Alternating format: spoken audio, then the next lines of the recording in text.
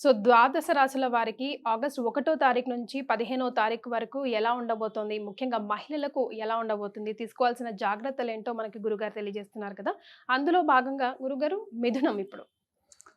మిథున రాశి వారికి గమనించుకున్నట్లయితే ప్రధానంగా గ్రహాల యొక్క సంచార ప్రభావం తెలుసుకుందాం. ఈ యొక్క రాశి ఫలాలు తెలుసుకునే ముందు వ్యయ స్థానంలో కుజ గురువులు, ద్వితీయ స్థానంలో రవి, తృతీయంలో శుక్ర బుధులు, చతుర్థంలో కేతువు, నవమంలో శని వక్రీకరించి ఉండడం, అలాగే దశమమందు రాహు యొక్క ప్రభావం వెరసి చూసుకున్నట్లయితే ఈ యొక్క మిథున రాశి వారికి ప్రధానంగా ఉద్యోగార్థులకి తప్ప మిగతా చాలా మటుకు అన్ని విషయాల్లో కూడా అన్ని రంగాల వారికి చక్కటి అవకాశ యోగాలు చక్కగా పుష్కలంగా గోచరమవుతున్నాయి.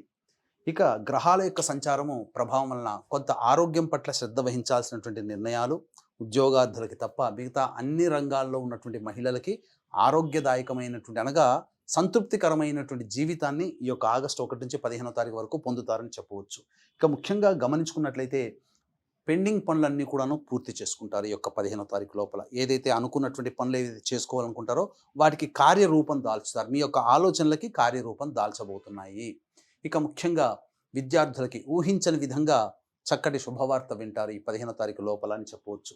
ఇక గమనించుకున్నట్లయితే వ్యాపార రంగంలో ఉన్నటువంటి వారికి పెట్టుబడులకు సంబంధించినటువంటి ఆలోచనలు చేస్తారు. తద్వారా ఆ పెట్టుబడులకు సమీకరణలో భాగంగా నూతన భాగస్వాములు చేరేటువంటి అవకాశాలు గోచరమవుతున్నాయి.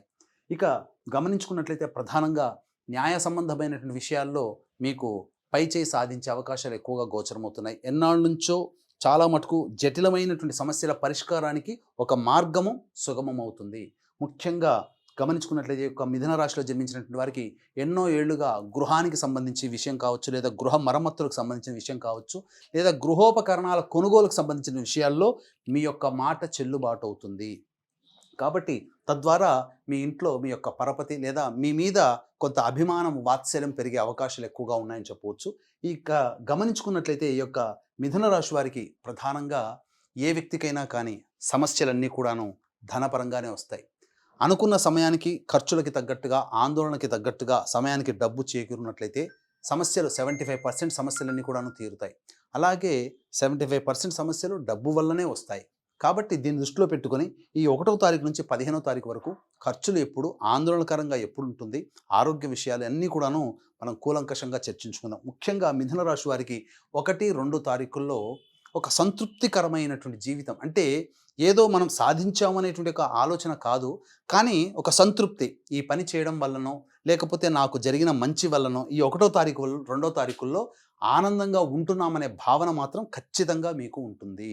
ఏదైనా కానీ సంతోషకరమైనటువంటి జీవితం కుటుంబ సభ్యులతో ఆహ్లాదంగా కుటుంబ సభ్యులతో గడిపే అవకాశాలు అనగా వారాంతపు ప్రయాణాలు కావచ్చు, లేకపోతే ఇతరత్ర ఏదైనా కానీ మీ యొక్క జీవితంలో సంతోషకరమైనటువంటి విధంగా ఈ 1, 2 తారీఖులో గడుపుతారని చెప్పవచ్చు. ఇక 3, 4 తారీఖుల్లో మీరు ప్రధానంగా ధనపరమైనటువంటి విషయాల్లో జాగ్రత్తలు పాటించాలి.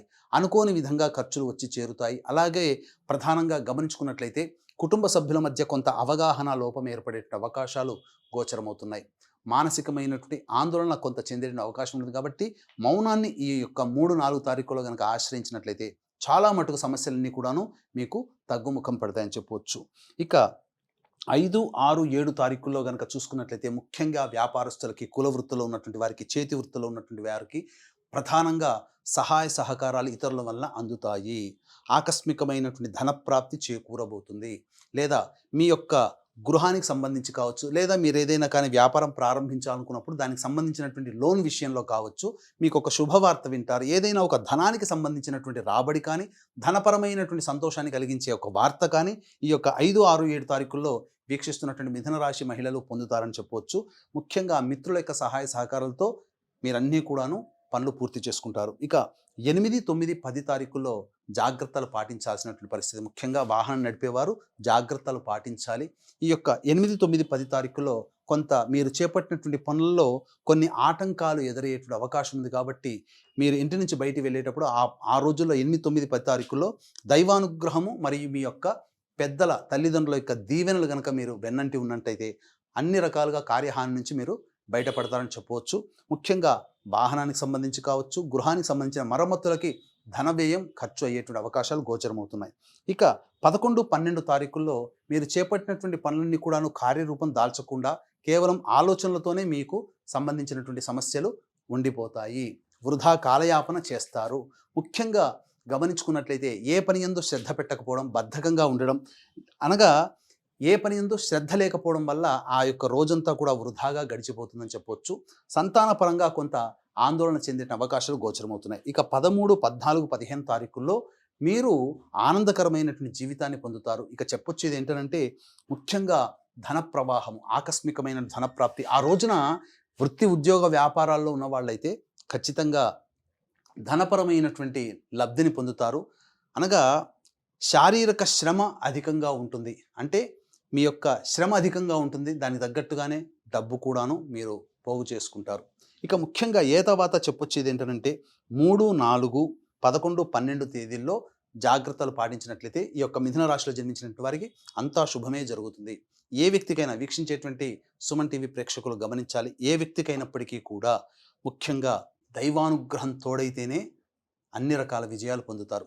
కాబట్టి ఈ యొక్క సంవత్సరంలో అత్యంత అరుదుగా వచ్చేటువంటి పుష్యార్క యోగము ఆదివారం అమావాస్య కలిసినటువంటి రోజు ఆగస్టు 4వ తారీఖు రోజున శ్రీశైల క్షేత్రంలో మీ యొక్క జాతకరీత్యా ఉన్నటువంటి శాపాల నివృత్తికి శాప నివృత్తి హోమాలు, కర్మదోష నివారణకి, గత జన్మ కర్మదోష నివారణకి కర్మదోష నివారణ హోమాలు, మరియు వృషభ, మిథున, కర్కాటక, సింహతుల, వృశ్చిక, మకర, కుంభ, మీన రాశిలో జన్మించిన వారికి శనిదోష నివారణ హోమాలతో పాటు విద్య, వివాహ, ఉద్యోగ, దాంపత్య, అనారోగ్య సమస్యలకి 18 రకాల హోమాలు కేవలం పర్ హెడ్ 1500 రూపాయలకి ఈ యొక్క కార్యక్రమాలు చేయించడం జరుగుతుంది. అలాగే సంవత్సరం పొడుగుతా ఒక్కొక్క క్షేత్రంలో చేయిస్తున్నటువంటి కార్యక్రమాల్లో మీ గోత్రనామాదులు కూడా నమోదు చేసుకోవచ్చు. అవకాశం ఉన్నవాళ్ళు కార్యక్రమం తదనంతరం కాంటాక్ట్ చేసి పూర్తి వివరాలు తెలుసుకోవచ్చు. రైట్ గురుగారు, ఇందాక ఈ ఎక్స్ప్లెనేషన్ లో భాగంగా పెద్దల ఆశీస్సులు ఉంటే ఎలాంటి అవరోధాలన్నా దాటేయచ్చు అన్నారు కదా, అంత పవర్ ఉంటుందంటారా?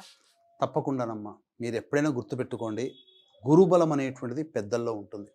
గురుబలము విద్య, మనకన్నా విద్య అధికంగా ఉన్నవాడికి, హోదాలో అధికంగా ఉన్నవాడికి, ముఖ్యంగా పెద్దలకి. అందుకనే మార్వాడీస్ చూడండి, నార్త్ సైడ్ వాళ్ళంతా ఎవరు పెద్దవాళ్ళు కనబడ్డా పాదాలకు నమస్కారం చేస్తారు. మనలాగా పూజలు చేయరు వాళ్ళు. పెద్దల ఆశీర్వచనం కంటే ఇక ఏ ఆశీర్వచనం, దైవం కూడా వాళ్ళు పెద్దల్లోనే ఉంటారు. కాబట్టి పెద్దల ఆశీర్వచనంతో అన్ని రకాల సమస్యలు తీరుతాయమ్మా.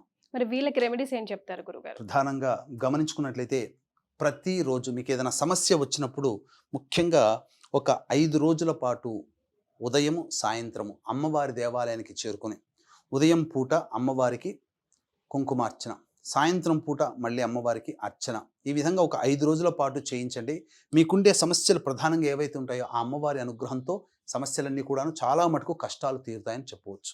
ఇక ఈ చెప్పినటువంటివన్నీ కూడాను గోచార రీత్యా వచ్చేటువంటి యొక్క శుభ అశుభ ఫలితాలు. ఇక సమస్యలు చెప్పిన వాటికి ఇంకా సమస్యలు తీరకుండా మీకు ఇంకా ఎక్కువగా సమస్యలు ఉన్నాయంటే మీ యొక్క జాతకంలో లోపాలు కారణం. కాబట్టి దగ్గరలోని మంచి ఉపాసనా పండితులైనటువంటి జ్యోతిషులను సంప్రదించి మీ సమస్యలు కనుక సలహాలు, సూచనలు కనుక వారు చెప్పే సూచనలు, సలహాలు పాటించినట్లయితే తప్పకుండా మీకు భవిష్యత్తులో వచ్చేటువంటి ఇబ్బందులు కూడా మీకు తొలగిపోతాయని చెప్పవచ్చు. ధన్యవాదాలు గురుగారు. నమస్కారం. సర్వం శ్రీ ఉమామహేశ్వర పరబ్రహ్మార్పణమస్తు.